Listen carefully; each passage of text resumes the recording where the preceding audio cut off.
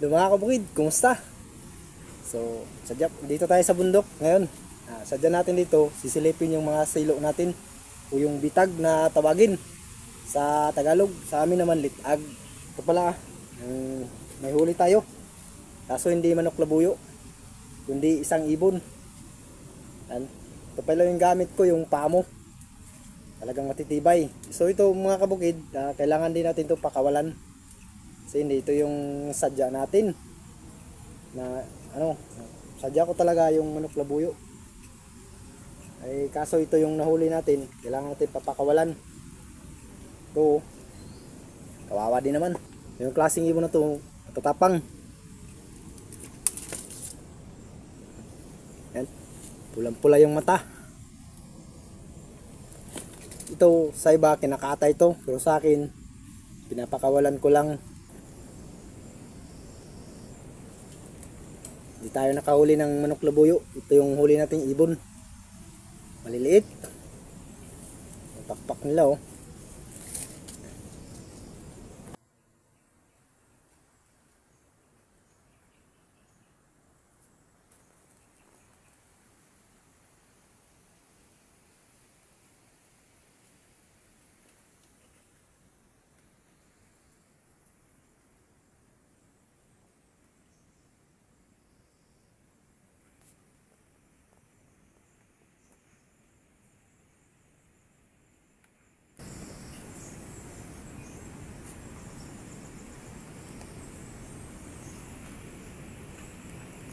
Wala pa talaga.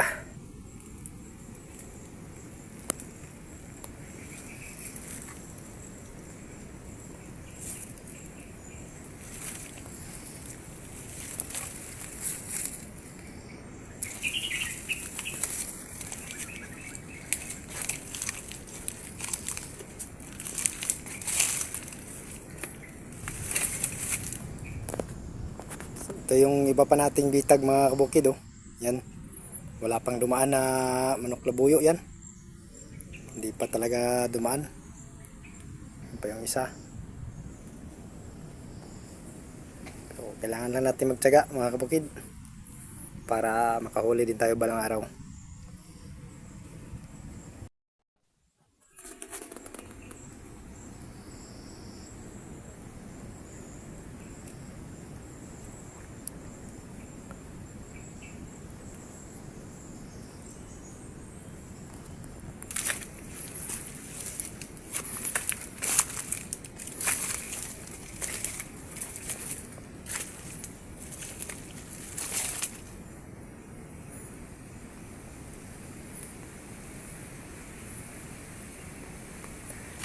Kailangan natin ayusin.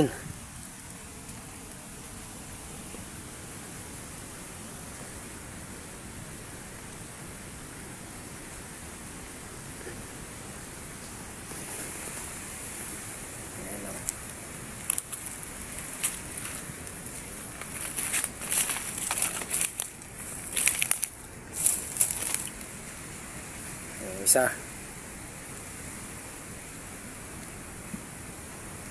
Pagpasensyahan nyo na mga kabukid, medyo magalaw yung pagbibideo natin dahil wala tayong stand o selfie stick. Kamay lang po yung hawak natin. Yan.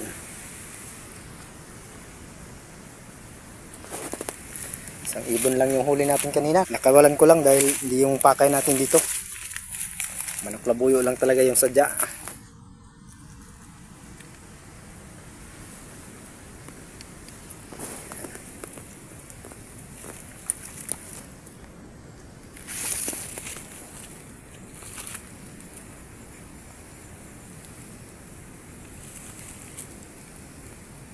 Yan o.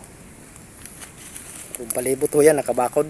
Para pag may dumaan ditong manok labuyo, siguradong huli siya. Wala siyang kawala.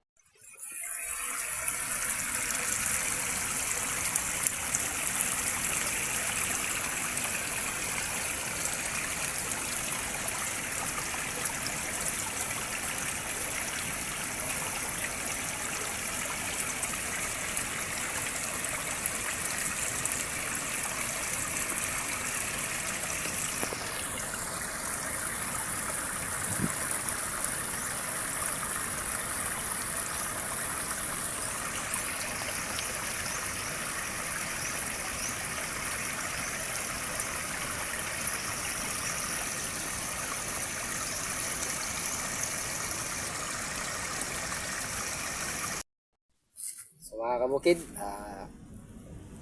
isa lang yung huli natin, yung ibon na pinapakawala natin kanina. Walang manok labuyo, unang huli. Kailangan natin umuwi para sa susunod na araw naman balikan natin dito.